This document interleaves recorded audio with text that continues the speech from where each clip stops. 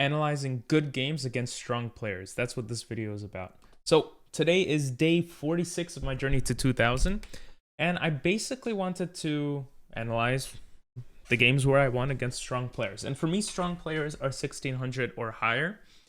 So we're going to look at the insights from chess.com to kind of see some of those stats. One of the things that I noticed, and I've noticed this before, is that when I win, I typically play around 80% accuracy. And when I draw or lose, it's obviously less. And then also, here's the results by opponent rating. So this is since I started the challenge, which was on New Year's. We've been playing chess every day. And I've played 273 games since the start of this year. And it shows me the results based off the rating ranges of people I versed. And you can see 1400s I usually beat. 1200 I only had one match for some reason. That was weird. I remember that one. 15 to 1600 is not the best. But 16 to 17 is really where I lose a lot of games. And you can see I only won 5 games. And I lost 23. So if I want to become a 1600 and a stronger player, I have to analyze. You know, one might say you have to analyze what you've done wrong, but I've been reading this book called Switch by David Heath and Chip Heath, I think it is. And they mentioned this concept of when you want to create change, you focus on the positive instead of the negative. Look for the bright spots, the bright sides. So out of these 5 games that we won, we're gonna essentially analyze those 5 games. And one of them I couldn't find, so maybe it wasn't a rapid time control, but the other 4 I found. And this is the first one. So what did I do right, that I can implement again? And another good way of looking at it is maybe looking at all the games I lost and thinking from my opponent's point of view, what did my opponent do right? In the first game here, I actually made a lot of mistakes. I'm attacking the bishop. This structure comes up a lot, but he knows how to deal with it. I'm trying to kick the bishop away. I castle, and now his knight gets into the position, which is very annoying to deal with. Okay, one thing I will say is that most of the games I do play are like pretty decent accuracy. So in this game, you could see I played like 80% accuracy, and my opponent actually played with less accuracy. But I digress. Here he brings his rook instead of bringing his knight to the fight, and I run away with my knight, which was not a good idea. I don't, this is scary because it attacks the bishop, but that was the best move. He takes, I take back, and I'm trying to keep this defended, this pawn defended. And here I finally push my f-pawn, which wasn't terrible. But not the best move. And I do this really nice move attacking his queen.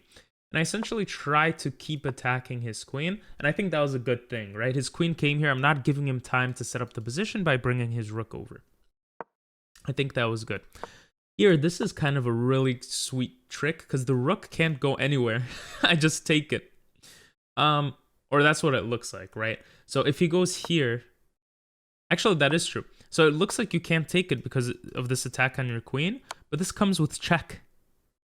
This comes with check. So if your opponent takes back with the knight, and you take the queen, and they take the queen, then the game continues and you're winning. You took a rook. But if your opponent doesn't pay attention, takes with the pawn, which I don't know why they would, then you get a free queen, because both of your queens are hanging at the end of that.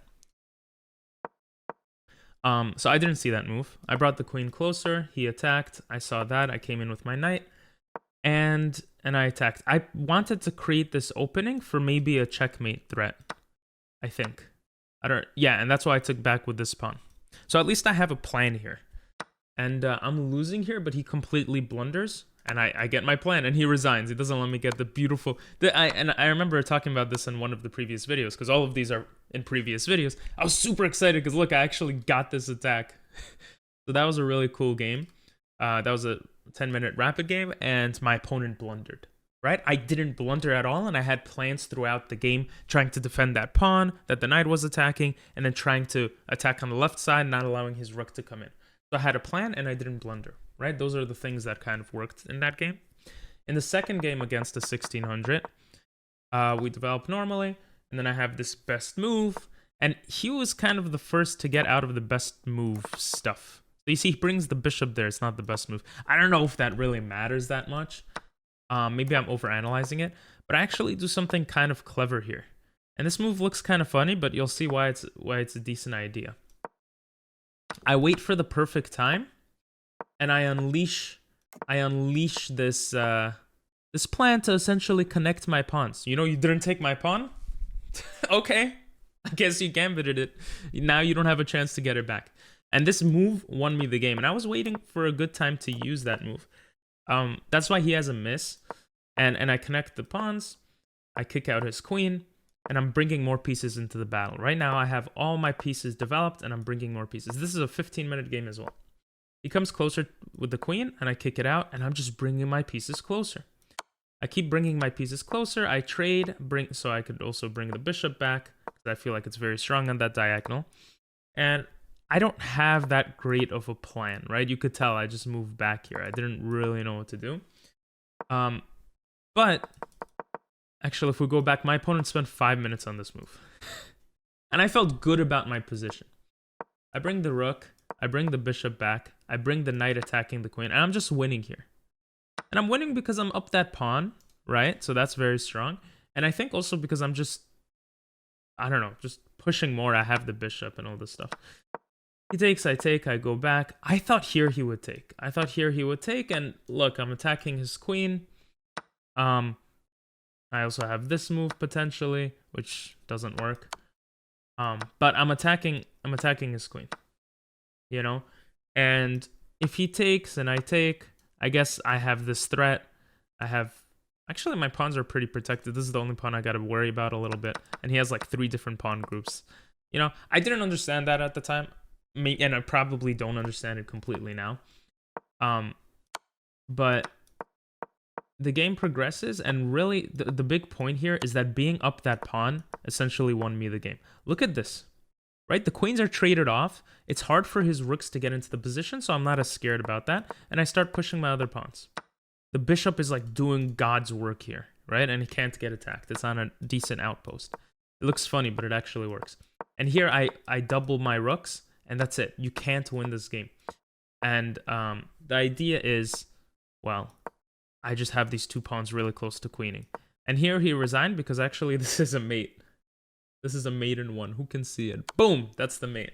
So this was a really, really cool game. And essentially I just took advantage of not losing that pawn. And guess what? I had 0 blunders. My opponent had 0 blunders too, but they missed taking my pawn, and that lost them the game essentially. So that was game 2. Game 3, my opponent plays with higher accuracy than me, but I don't know what happens, and he loses. He gets in so nicely. I pushed this pawn in like crazy, and we've looked at this game before. It's kind of a review for some people, if you guys even remember it. But I'm trying to fight on the right side and ignoring the left side, and it was just a bad idea. And my opponent gets in, and that's it. I'm going to lose this game. Like, you could even see the bar. It looks bad. I have 2 rooks, but, you know, he has that extra piece, so it's not looking good. And then he resigns. I don't know exactly why he resigned, but maybe he thought after this, I come here, and that looks scary. I don't know. I don't know why he resigned. Yeah, so my opponent resigned. Not much to say there. If we look at it from my opponent's point of view, right, let's look at the bright sides. Bright sides being the positive wins, the wins, basically.